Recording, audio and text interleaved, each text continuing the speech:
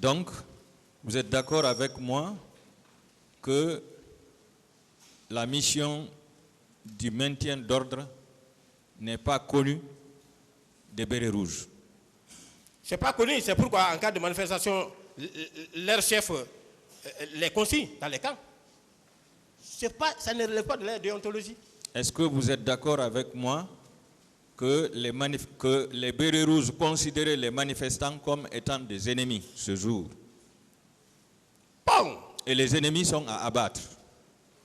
Je ne peux vous le dire, mais devant moi, ils sont venus, ils ont commencé à tirer. Voilà. Ce qui est formellement interdit. D'accord. Ce qui est formellement interdit en matière de gestion des manifestations. Vous, officier de police judiciaire, oui, maître. Pourquoi vous avez préféré quitter immédiatement pour vous rendre au camp? J'ai expliqué largement, une fois, deux fois, trois fois, je ne peux plus revenir sur ça. Est-ce que vous pouvez dire au tribunal qui vous a donné l'ordre de quitter? J'ai expliqué. Non. Si? Ça, non. J'ai expliqué hier. L'ordre, qui vous a donné l'ordre de quitter? Je dis, j'ai expliqué hier. Qui? J'ai expliqué. Vous refusez de répondre à la question? Je ne refuse pas, mais ce que j'ai en train de dire, c'est une réponse. D'accord. Est-ce que vous savez que vous avez abandonné la population en détresse alors que vous aviez l'obligation d'assurer sa sécurité? J'ai expliqué largement hier, je ne peux plus revenir sur ça. D'accord. Savez-vous que vous avez refusé d'assister une population qui était en danger? J'ai expliqué largement, je ne peux plus revenir sur ça. D'accord. Avant de quitter, est-ce que vous vous êtes référé au chef d'état-major de la gendarmerie pour l'informer de ce qui prévalait sur le terrain et en même temps lui demander la conduite à tenir? J'ai expliqué encore une fois de plus, moi je n'étais pas là-bas sous la coupole du chef d'état-major de la gendarmerie. Le chef d'état-major de la gendarmerie vous a parlé de l'articulation des éléments qu'il a eu à faire pour ça. Il y avait des gendarmes, chaque gendarme avait sa mission. Voilà. Et en ce qui me concernait, j'ai rendu compte. Très bien. À ma hiérarchie. Très bien.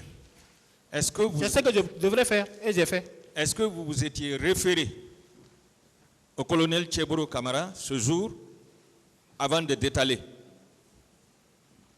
Est-ce que c'est lui qui vous a donné l'ordre de replier? Mais Tcheboro n'était pas là-bas. Mais si. Non, lorsque j'ai décroché... Mon colonel, attendez, mon colonel, vous avez dit, premièrement, c'est lui qui vous a appelé pour vous informer qu'il voulait aller sensibiliser les manifestants. Deuxièmement, vous êtes venu le trouver en train de sensibiliser la population.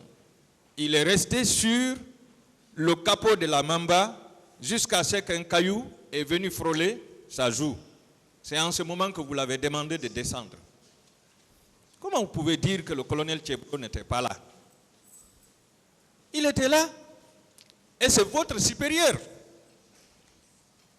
Non seulement il est le secrétaire général des services spéciaux, mais il est le ministre. Est-ce que ce n'est pas à lui que vous devriez vous référer pour quitter sur le terrain? Bien, vous n'avez pas continué la narration. Quand il a été dissuadé, il est descendu, il a quitté. J'ai expliqué ça. Il n'était plus là-bas lorsque les blés rouges venaient. Mon colonel. Deuxièmement, il y a ce qu'on appelle le réflexe de l'officier. Comme vous-même vous êtes tacticien, il y a le réflexe de l'officier. Voilà. Mon colonel, quel que soit l'endroit où se trouvait votre ministre ce jour, vous aviez obligation de vous référer à lui. Oui ou non? Non. Non. Non. Vous avez ma hiérarchie directe à moi. Ça, c'est dangereux. Non, ce n'est pas dangereux. C'est dangereux. Alors, voilà les principes élémentaires. Quand on n'observe pas, vous dites qu'il y a l'indiscipline dans l'armée. Ça, c'est le B.A.B.A. Ça, c'est le B.A.B.A. On ne peut jamais. Mon colonel. Non. Mon second ou bien mon subordonné ne peut jamais me sauter, faire un compte rendu à ma hiérarchie. Mon colonel. Mon colonel. Oui. Vous voulez me dire que c'est le planificateur qui est votre supérieur? Affirmatif, c'est lui il était capitaine, j'étais lieutenant, il a fait la planification. Allons-y. Tout ce qui se passe, je viens, je le rencontre, à lui de remonter. Ça, c'est un. Deuxièmement, au moment des faits, presque tout le monde était connecté au réseau Tarki. Voilà. En suivant votre, comment dirais-je, la réponse que vous venez de donner tout de suite, oui. Si c'est le planificateur qui est votre supérieur direct, Oui. lorsque le colonel Tcheboro vous a appelé pour vous dire qu'il partait au stade pour la sensibilisation, il vous a appelé. Est-ce que vous vous êtes référé à votre planificateur pour savoir si vous devez rejoindre Tcheboro ou pas? Non, mais maître, c'est trop élémentaire. Attendez. J'ai pensé que vous connaissez un peu mieux dans l'art militaire. Le chef, il peut appeler n'importe quel subordonné. Voilà. Mais vous étiez avec le chef sur le terrain. Deuxièmement, quand il a appelé, votre position, j'ai dit je suis entre Amdalaï et Bellevue. Ok, moi-même je viens au stade, je vais à la maison, mais je passe au stade, je vais faire la sensibilisation. J'ai dit, ils sont très nombreux. Hein. Et il est venu. La sensibilisation là, c'est ce que moi je lui disais la fois dernière. J'ai eu une drôle de chance. Quand nous sommes venus, on l'a vu en train de faire la sensibilisation, on est resté à distance, on le voyait. Je l'ai dit, j'ai dit, mon ami, si j'avais même tenté d'ouvrir la brèche pour aller vers vous, aujourd'hui, les images là allaient transformer, allaient extrapoler ça. Une autre question. D'accord. Est-ce que vous aviez pensé ce jour, avec les baïonnettes intelligentes, avec le réflexe, lorsque les bérets rouges sont descendus, ils ont commencé à tirer en allant vers l'intérieur du stade. Est-ce que vous avez pensé un seul instant d'aller au bureau, mobiliser tout votre contingent, prendre des armes, venir faire des tirs de sommation, ne serait-ce que des tirs de sommation pour dégager les bérets rouges de l'intérieur du stade? Est-ce que vous aviez pensé au moins? Non, je n'ai pas compris parce que vous parlez de la théorie de la baïonnette et intelligence. Oui. Ça n'a pas sa place ici. D'accord. Non, je connais les différentes théories. Avec le réflexe. Je ne pouvais pas le faire. Vous ne pouviez pas le faire. J'ai fait ce que je pouvais faire et c'est ce qui est normal. D'étaler. Voilà. D'accord.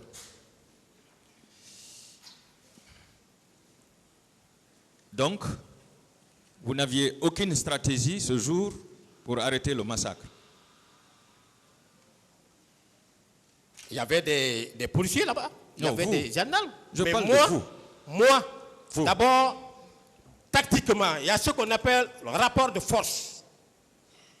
En tactique, ce qu'on appelle le rapport de force. 1. L'effectif adverse. Si vous êtes en infériorité numérique, vous ne pouvez pas vous accrocher à un effectif supérieur au vôtre. 2. Deuxièmement, les gens sont armés.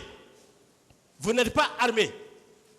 On secourt lorsqu'il y a possibilité de le faire.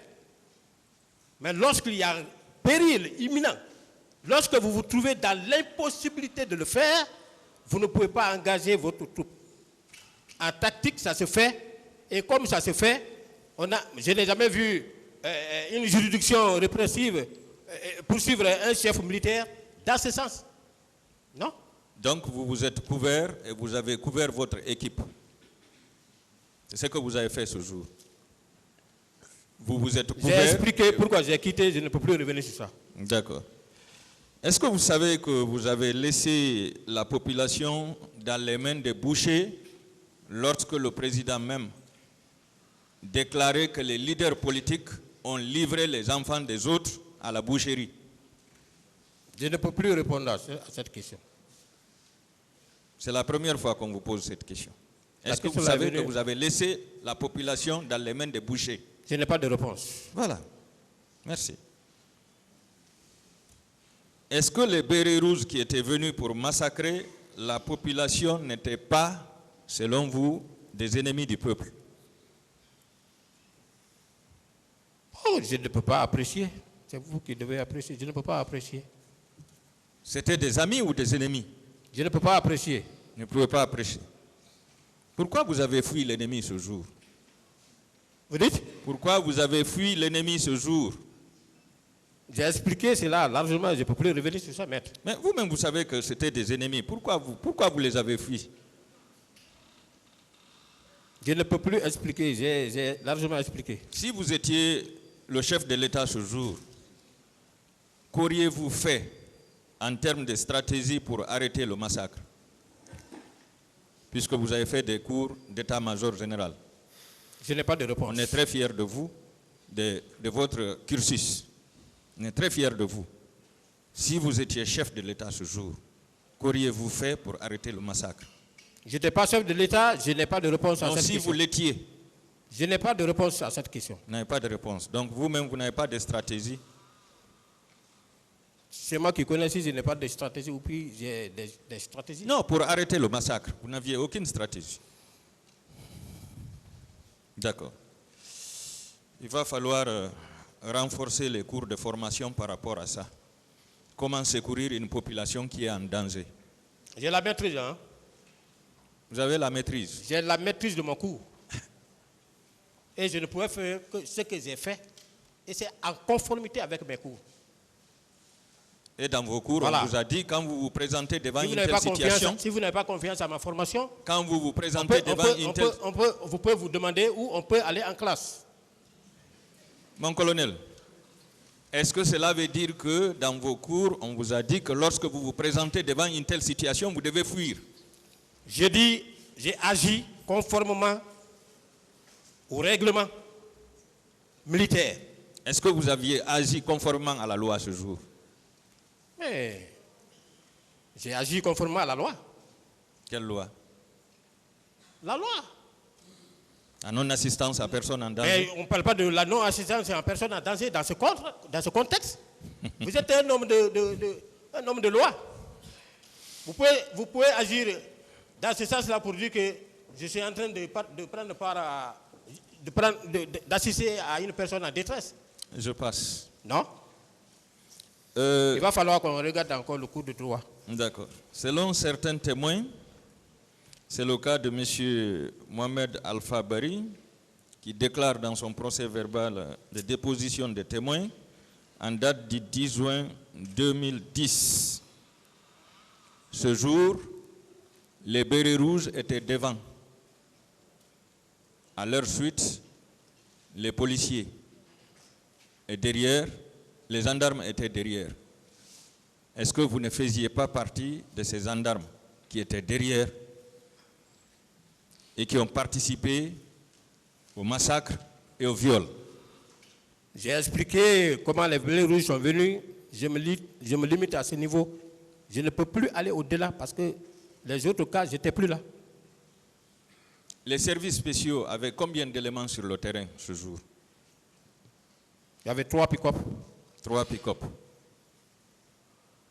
Une pick-up prend au minimum? Moi, j'avais 6. 6 les personnes. autres, je ne peux... Donc il y avait 18 personnes. 18 éléments. C'est 18 Je éléments. parle de mon cas, j'avais 6. Oui. Il y avait 3 pick-up. Donc, forcément, il y avait 18 éléments. Ces 18 éléments ne pouvaient pas maîtriser les bérets rouges. Je n'ai pas de réponse. Vous n'avez pas de réponse.